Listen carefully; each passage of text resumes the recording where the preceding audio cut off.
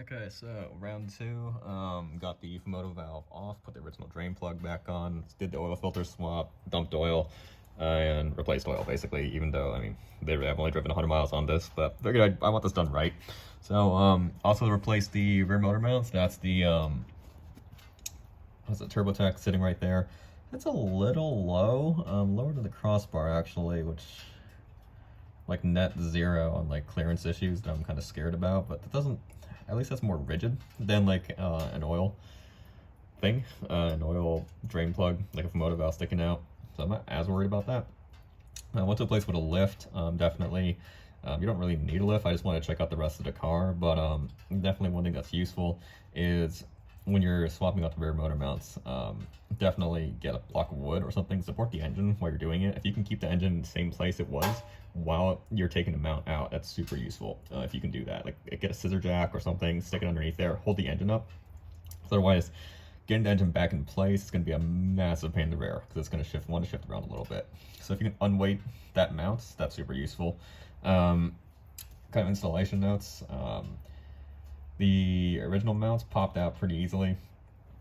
Well, actually, no, I struggled a bit on the big bolt. So the big bolt, cross bolts in front of the bar over there, kind of, what is it? That, see if I can like point to it, that thing. So that bolt was a little bit annoying to get rid of. I tried to working it from the right side of the vehicle, from looking at it from here, the right side, like the left side of the vehicle, basically. Not want to budge, like the bolt head side, basically. As soon as I brought the breaker bar over to the nut budged easily for some reason. Not as easily, but you have to put some elbow into it, but the nut budged and the head did not. So try both sides. You're trying to get rid of it for some reason. And after it got started, then I just put a crescent wrench on the other side, like a closed wrench rather, on the other side, and just came off. So pretty straightforward to mess with that.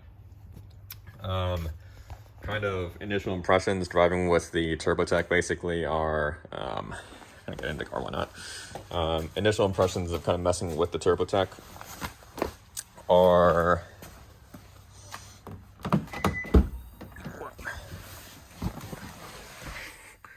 so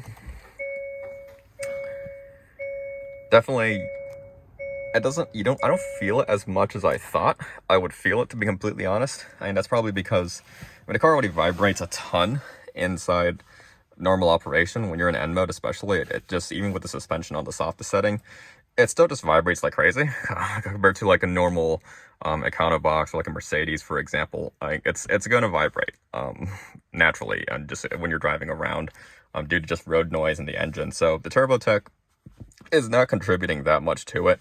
You'll feel it at idle for sure. You'll feel a little more rumble. It isn't bad, especially if you're driving stick. You can kind of feel the engine a little bit more if you're getting started. So that's nice, honestly, I feel like. But when you're actually getting going, it's not that big of a change. I feel like you can feel the shifts a little bit more clearly with the DCT, but I don't even know if that's placebo at this point. We'll see how that works out. I think, in theory, this should eliminate any sort of potential wheel hop. If I ever detect it, that'll be interesting. But in theory, that should help neutralize a lot of that.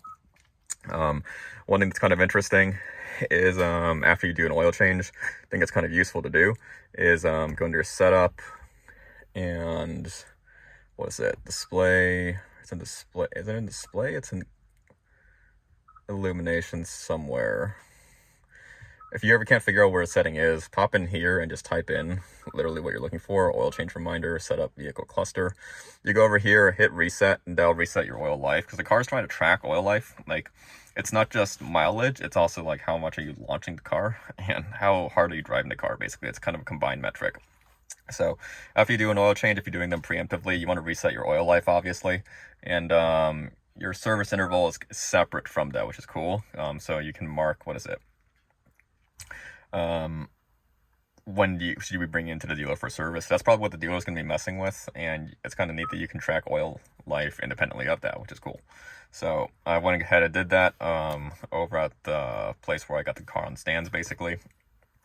And yeah, so what that screen was over here, I have a wireless CarPlay thing in here that I'm kind of trying out.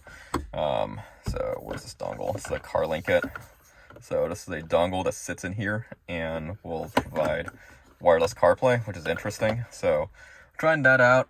I don't know, honestly, if my light's sitting somewhere. Don't know where it went. I don't know, honestly, if this plug stays on after the car turns off. Because I've definitely had scenarios where, like, I'll turn the car off, open the door, the dash will go dead, but I'll still be connected to that thing. The light will still be on. And if I approach the car in, like, a few minutes, if I come out of Bluetooth range, I go back in it, it'll pick up CarPlay again. So this is still on, even though the car is locked. I opened the door, closed the door, locked the door. That's been still on sometimes. Like, I'll come back sometimes within 6 minutes and it's not on. Or at least I'm not immediately connecting to it. So that's a little spooky. I don't know. I'm actually going to get one of those LEDs so you can plug into a USB socket. I'm just going to stick that in there, honestly. And I'll try out scenarios where, like, I'm walking up to the car without the key, with the key, and just trying to figure out, like, how does that thing work? Because, yeah, I'm not quite sure. It scares me a little bit because I don't want, obviously, parasitic drain just running the car down, basically. But kind of an interesting thing I was noticing. But yeah, so first oil change, we're just shy of 1,000. We just broke 1,000 actually. And new engine mount in there, all that's pretty smooth. That's pretty much the extent of what I'm going to do to the car, besides a ceramic coat, maybe wrapping some of the trim. I'm going to black out the car personally, and kind of just enjoy the car, to be completely honest at that point. I know too much about engine tuning to, I'm a little bit nervous doing anything powertrain wise, unless I had like full control of the engine controller personally. So I'm probably just going to leave the car stock, honestly, change the engine mount, and just kind of trust the N number of hours that Hyundai is thrown at tuning this thing. Pun not intended. I think one of the guys that messes with the ECUs on these things kind of mentioned something of the order of, like, this thing has maps for days. Has something of the order of like 30 like trim, ignition trim maps on this thing. 8 of which are at least 8 of which are for the pops you hear when you let off, which is absolutely mental. So they're definitely getting their money's worth out of the ECU, and they've definitely spent a lot of time on that. I know there are people out there like running JB4s right now, as well as probably, just looking forward to like 6 engineering tunes. More power to you.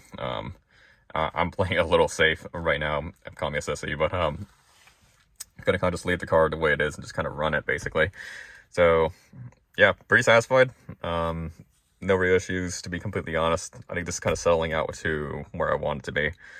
And the most I might do maybe in the future would possibly be like an Alcantara steering wheel. Again, because like having more grippy, nothing really wrong with that. That's kind of pricey. That's way further down the line if I decide like I really wanted to send it on that. As far as I know, like, the steering wheel isn't that bad to deal with. You pop out a few clips, the airbag comes out, make sure the car's completely off so it doesn't fire the airbag on you. And then there's just a bolt in the center and a spline, entire wheel comes out. And it's just changing over everything, so it's not too bad to do that. So maybe in the future. But yeah, it's kind of a status update on where we're at right now.